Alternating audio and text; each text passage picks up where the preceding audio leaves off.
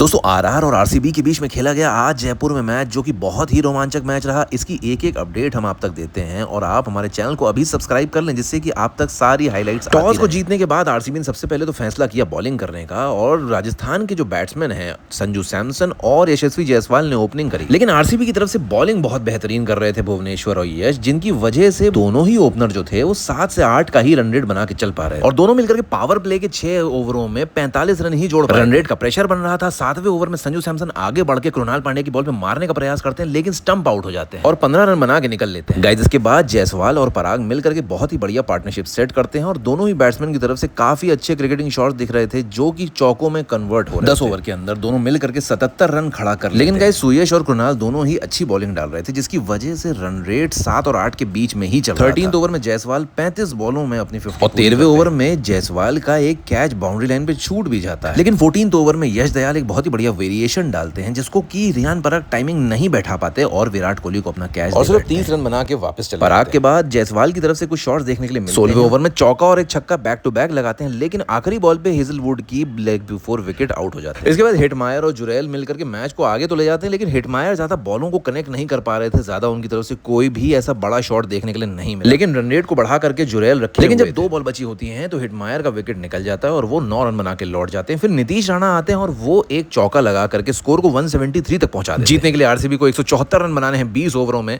और Phil Salt और विराट कोहली की तरफ से ओपनिंग करी जाती है। जोफ्रा आर्चर पहला ओवर डालते हैं और पहले ही ओवर में एक कैच छोड़ देते हैं संजू सैमसन, जिसकी वजह से चौका चला जाता है। सॉल्ट और कोहली दोनों मिलकर बहुत मारते हैं और तीसरे ओवर में फिर से हिटमायर एक कैच छोड़ देते हैं सॉल्ट का बाउंड्री लाइन पे। इसके बाद चौथे ओवर की पहली बॉल पे रियान पराग कैच छोड़ देते हैं कोहली का, जो कि कोहली उस वक्त सिर्फ 7 रन पे थे और बहुत ही आसान कैच भी था। और यही नहीं दोस्तों, आज के मैच में कम से कम कुछ नहीं तो 6 कैचेस छोड़े हैं पूरी आरआर की टीम ने। इसी ओवर में 5वीं बॉल पे Sandeep Sharma caught and bowled छोड़ देते हैं फिल सॉल्ट का।